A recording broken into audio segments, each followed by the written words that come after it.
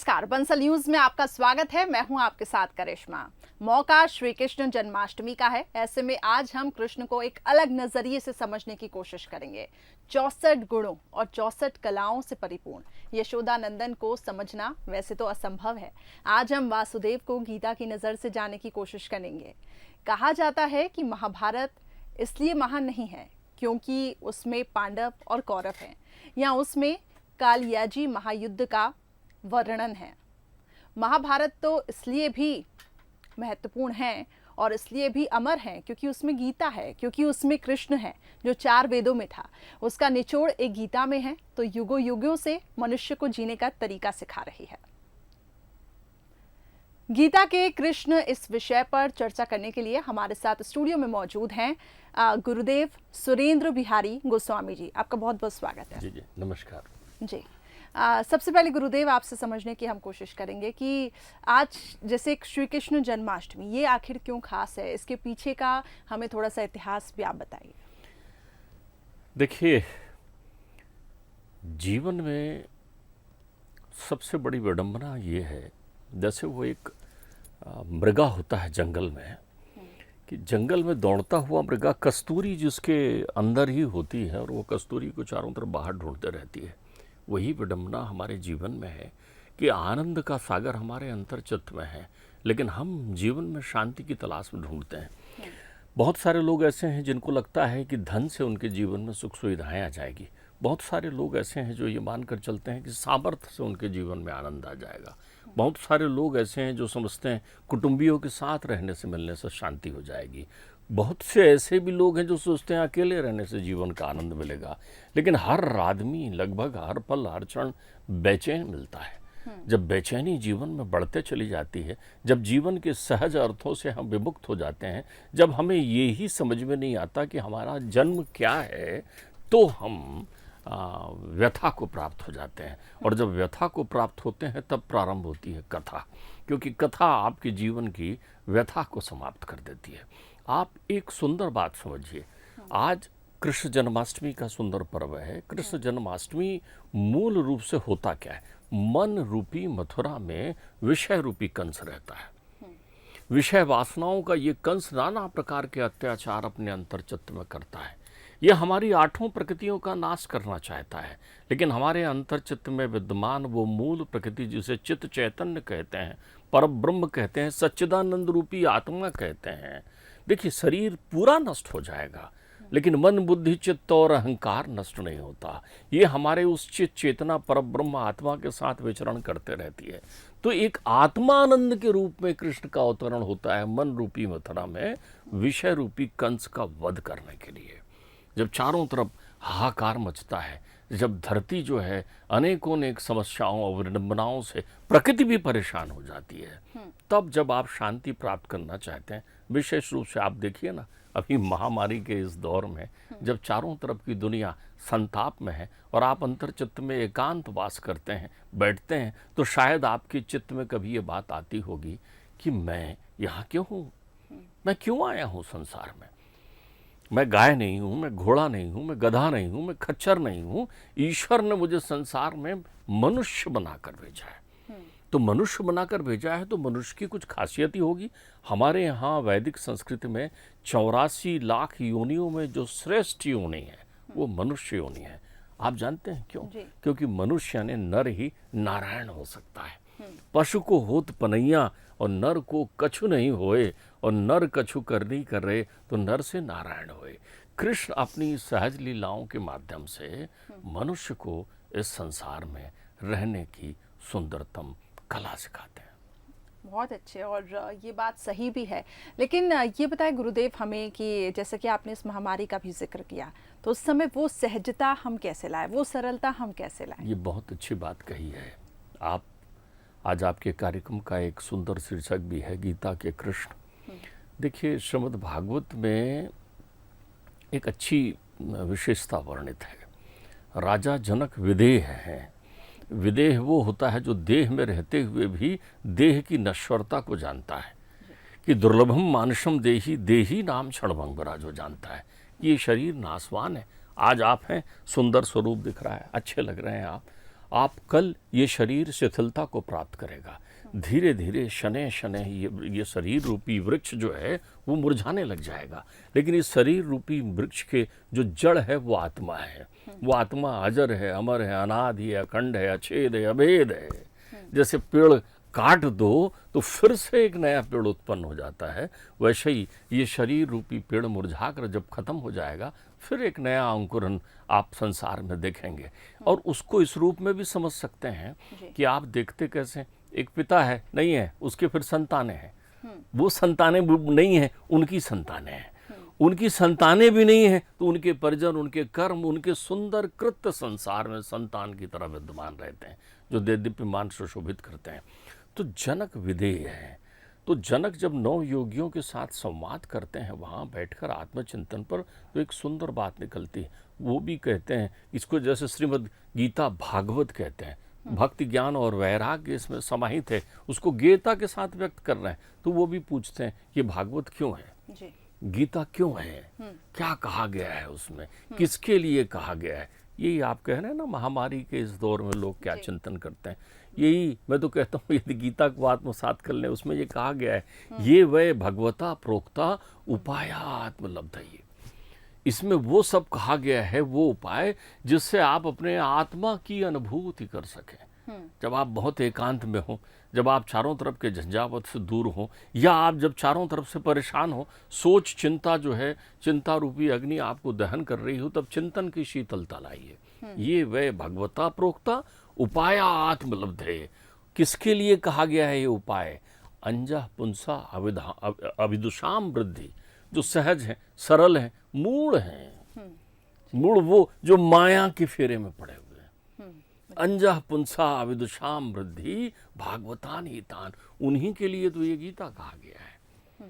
उन्हीं को ये बताने के लिए कहा गया है कि संसार चक्र में, ध्यान रखिए, है मोल जग में सबका, न मोल है समय का, कल हम यहाँ न होंगे, करना जो चाहे कर ले। संसार में आज इस महामारी से यदि कोई जीवन किसी का नष्ट होता है तो ये दुखद बात है, लेकिन अगर ये महामारी नहीं भी होती तो भी तो तेरा जीवन नष्ट होता। बिल्कुल, ये तो लिखा ही हुआ है और ये नियति भी है कि अगर आप आए हैं तो आपको जाना ही है, लेकिन कोई ना कोई वो कारण बन के आता ही है।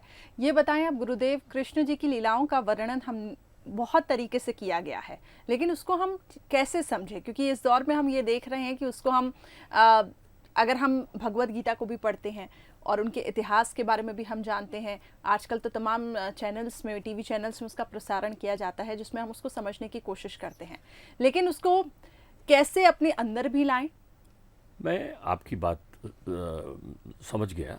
आप जो स्वरूप देना चाहते हैं कि कृष्ण के जीवन से हम, उस कृष्ण के जीवन को हम कैसे समझें और उसको कैसे हम आत्मसात करें, मूल रूप से आप ये चिंतन करना चाह रही हैं। आप एक बात देखिए, कृष्ण ने इतना बड़ा संसार बनाया कि कृष्ण के संसार के बराबर कोई संसार था नहीं। एक अकेले कृष्ण, 16,108 रानियां, प्रत्येक रानियों के 10-10 पुत्र, इतना बड़ा संसार कृष्ण ने बनाया। कृष्ण ने अपने संसार में कौरवों को भी समाहित किया, कृष्ण ने अपने संसार में पांडवों को भी समाहित किया।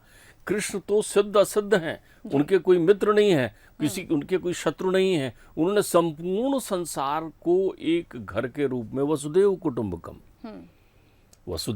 कुटुंबकम के रूप में पूरा घर बनाते हुए इतना विशद संसार बनाया, और उस संसार में रहे कमल के पत्ते की तरह जी। कमल के पत्ते की उनकी प्रत्येक लीलाओं में आप ये देखिए, कृष्ण ये प्रमाणित करते हैं कि मैं किसी को मारता नहीं हूं, तारता हूं। वो आई इसलिए है कि तारनहार बनकर आए हैं वो संसार में। आप एक बात समझिए, उन्हें मालूम था कि जो सांसारिक लोग हैं वो उन वस्तुओं को संग्रहित करने में लगे हैं और पकड़ने में लगे हुए हैं जो उनका है नहीं जी। और उनको छोड़ रखा है जो उनका है। बस कृष्ण ने ये विधा सिखाई कि जो तुम्हारा है उसे तुम पकड़ लो और जो तुम्हारा नहीं है उसे तुम छोड़ दो। तो सबसे पहले ये देख लो कि तुम्हारा कौन नहीं है जी। अब आप देखिए, एक मनुष्य जो 9 माह सामान्यतया उल्टे लटक कर संसार में आता है, अकेले आता है।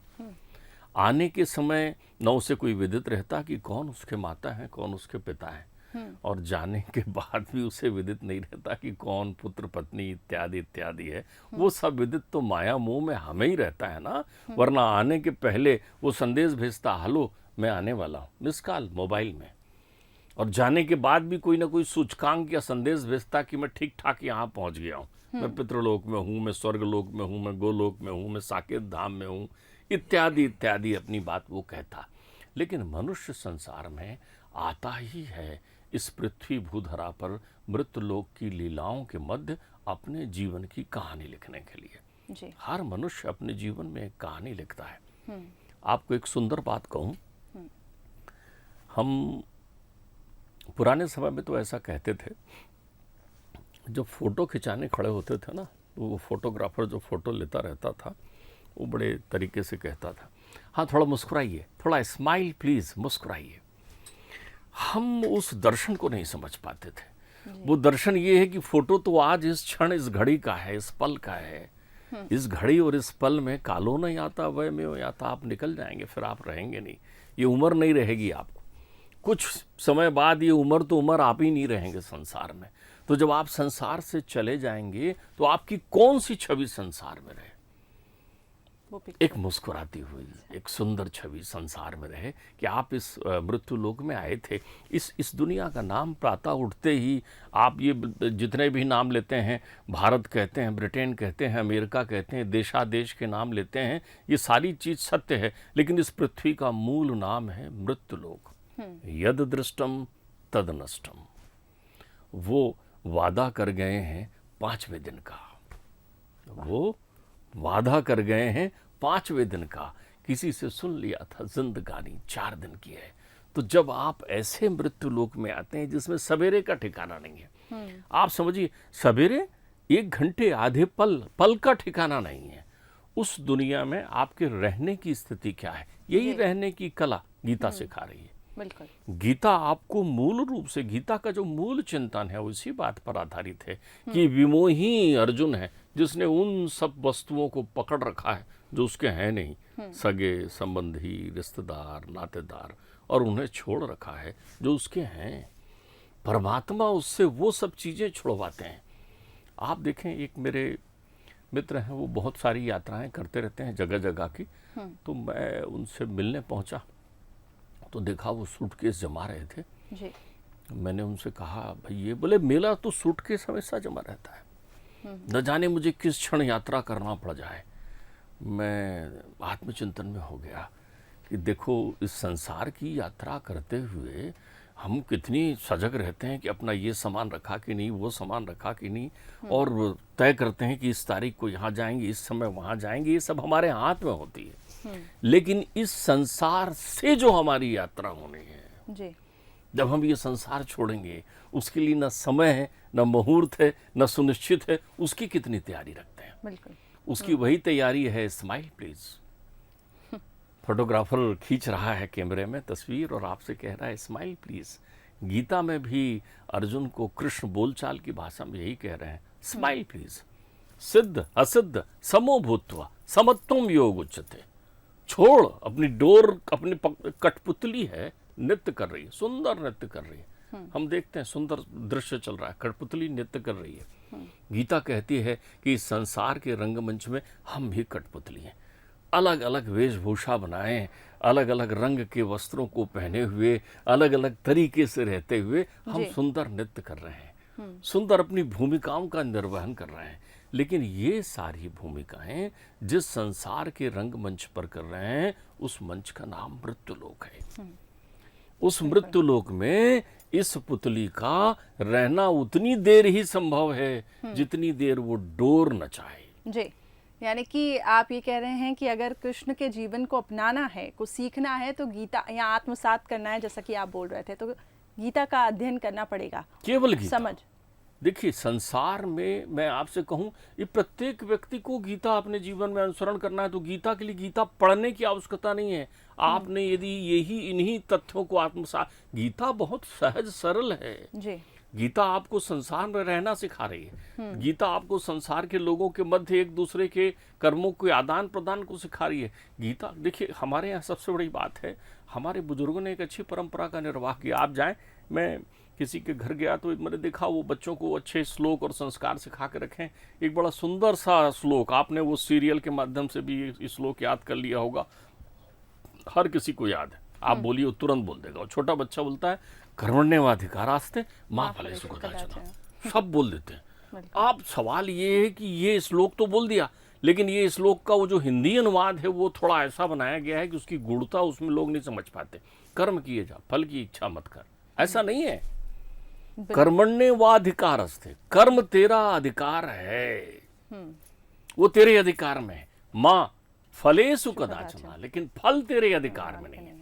फल की इच्छा का सवाल नहीं है उसमें, उसमें इच्छा का सवाल है ही नहीं। जो तेरे अधिकार में है उसका तू चिंतन कर। एक बच्चा बढ़िया पेपर दे रहा है जी, अब उसने पेपर देना शुरू नहीं किया तब तक महतारी पास में आ गई, कलेक्टर बनेगा हमारा बेटा। एक बिटिया जो है पढ़ाई शुरू नहीं की, लाड़ो पायलट बनेगी। अब देखिए आपने उसको पूर्वग्रह का जो केंद्र देना शुरू कर दिया। एक मनुष्य, देखिए मनुष्य ने जन्म लिया जी, और जन्म से लेकर के मृत्यु की यात्रा, मनुष्य जन्म क्यों लेता है? मरने के लिए। बहुत सहजता से समझ लीजिए, मनुष्य जन्म क्यों ले रहा है? गीता कहती है मरने के लिए। कृष्ण कहते हैं अर्जुन को, ये जितने लोग दिख रहे हैं तू मारे तो न मारे तो इनको मरना सुनिश्चित है, क्योंकि इन्होंने जन्म ही मरने के लिए लिया है। सही है। तू तो माध्यम है, युद्ध तो माध्यम है संसार का। तो अब सवाल ये है कि जन्म लिया है मृत्यु की ओर जाने, यानी जन्म का, जन्म रूपी जीवन, जन्म रूपी व्यक्ति का उद्देश्य जो है, लक्ष्य जो है, मंजिल जो है, वो क्या है? मृत्यु। क्यों जन्म लिया है? किसको प्राप्त करने? मृत्यु को प्राप्त करने। जी, जी। अब जन्म से मृत्यु की यात्रा को जीवन कहते हैं। बिल्कुल। जन्म से मृत्यु की यात्रा को जीवन कहते हैं। ये जीवन बना रहे हैं कृष्ण। अब सवाल है, ये जीवन तुझे मिल गया तो कृष्ण कहते हैं इस जीवन में भैया जरा अधिकार बांट ले। तो वो लाड़ो का अधिकार है पढ़ना, उस बेटे का अधिकार है पढ़ना, तुम्हारा काम है नित्य घर के लिए सेवा करना, काम करना। अब सवाल ये है कि जो बच्चा लिख रहा है प्रश्न पत्र, प्रश्न आया है उसके उत्तर लिख रहा है, तो उसे बहुत अच्छे से पढ़ाई करे और उत्तर लिख दे, इतना उसका काम है। क्योंकि उसको जांचना तो शिक्षक का काम है ना, उस पर नंबर देना तो शिक्षक का काम है ना। कृष्ण कह रहे हैं तू उस नंबर की चिंता नहीं कर, उस नंबर की ओर अपना ध्यान मत दे। बस हमारे जीवन के मोह की इतनी ही कहानी है। आशा ही परम दुखम, निराशा ही परम सुखम। जी गुरुदेव, एक और चीज़ समझनी है क्योंकि समय की भी कमी है, और मैं चाहूँगी कि श्री कृष्ण जन्माष्टमी को लेकर आप अपने विचार रखें कि कैसे इसकी पूजा हो और क्यों इसकी इतनी खासियत रहती है। सब कुछ चीज़ें जो कथाओं में वर्णन है, मैं कहूँगी कि आप देखिए बहुत सुंदर सी बात है कि देवकी और वसुदेव प्रश्नी और सुतपा के रूप में हैं। तो जब प्रश्नी के रूप में उनका अवतरण हुआ है तो उन्होंने बहुत दिव्य तपस्या की है। देवताओं के 1 सहस्त्र वर्ष बराबर तपस्या की, और जब उस तपस्या से प्रसन्न हुए तो परमात्मा प्रकट हुए। परमात्मा प्रकट हुए तो देवकी ने, जो उस समय प्रश्नी है वैवस्वत मनवंतर में, स्वयंभू मनवंतर में, तो स्वयंभू मनवंतर में प्रश्नी से वो कहते हैं कि बोल माँ क्या चाहती? भैया प्रश्नी कहते हैं कि मुझे तो आप चाहिए संतान के रूप में, आपकी तरह संतान चाहिए। तो परमात्मा कहते हैं भाई मेरी तरह तो मैं ही हूँ, और मैं तेरा संतान कैसे हो सकता हूँ? मैं संतान हो जाऊँ ये संभव नहीं है, मैं संतान के रूप में आ जाऊँ ये संभव है। तो परमात्मा कहते हैं कि ठीक है, वो कहते हैं जब एक कोई वस्तु ना दे पाओ तो एक के बदले 3 दे देना चाहिए। तो परमात्मा 3 जन्म तक प्रश्नी के यहाँ आते हैं। पहले जन्म में स्वयंभू मनवंतर में वो प्रश्नी गर्भा होकर प्रकट होते हैं। दूसरे मनवंतर में कश्यप अदिति के यहाँ वामन बनकर प्रकट होते हैं, और ये वैवस्वत मनवंतर में परमात्मा जो हैं कृष्ण के रूप में अवतरण धारण करते हैं। अब देवकी सगर्भा होती है, वो कथा तो आपने सुनी है। कंस जो है वो अपनी बहन को बंदी बना लेते हैं, इत्यादि इत्यादि लोकोक्ति की जो सारी कथाएं। लेकिन इसमें सबसे महत्वपूर्ण ये है कि परमात्मा का प्रकाट परमात्मा मानव जनित कर्म से उत्पन्न नहीं होते, परमात्मा प्रकट होते हैं, भय प्रकट कृपाला होते हैं। परमात्मा मूल रूप से संपूर्ण प्रकृति में बने होते हैं। हमारा आम यहाँ पर जो मनुष्य और परमात्मा में अवतारों में अंतर आप समझ लीजिए। मनुष्य जो होता है वो दो तत्वों से बनता है मूल रूप से। उसमें ब्रह्म रूपी चेतन तत्व होता है और प्रकृति रूपी शरीर होता है। इसलिए जब हम अपना शरीर त्यागते हैं तो लोग कहते हैं ब्रह्मलीन हो गए। परमात्मा केवल प्रकृति होते हैं, ब्रह्म होते हैं, उसमें प्रकृति होता नहीं कुछ। तो परमात्मा का प्रकाट होता है बुधवार के दिन रोहिणी नक्षत्र में मध्य रात्रि को परमात्मा प्रकट होते हैं। अब परमात्मा के इस प्रकाट्य को जहां कारागार में परमात्मा अपने दिव्य स्वरूप में प्रदर्शित होते हैं, वहीं यशोदा के पास जाकर के बाल लीला में पहुंच जाते हैं। यशोदा भी धरा है, उन्होंने भी जन्म जन्मांतर से परमात्मा के बाल लीला की परिकल्पना की है। अब इस महामारी के समय में आप कृष्ण के उत्सव को कैसे मनाएं, हम इस पर जरूर कुछ पल चिंतन कर लेते हैं। आपके घर ही तो हैं कृष्ण, वो नन्हे मुन्ने बच्चे जो कृष्ण की तरह घूमते हैं, जिनकी लीलाओं को आप देखते हैं। आपके परमात्मा लड्डू गोपाल के रूप में आपके घर में विद्यमान है। आप तो मन रूपी मथुरा में सुंदर आनंद का आयोजन करिए। जितने लोग हैं सोशल डिस्टेंसिंग का, सामाजिक दूरी का ध्यान रखते हुए आनंद से बैठिए। बैठकर परमात्मा को अपने चिंतन में चित्तावतार करिए परमात्मा का।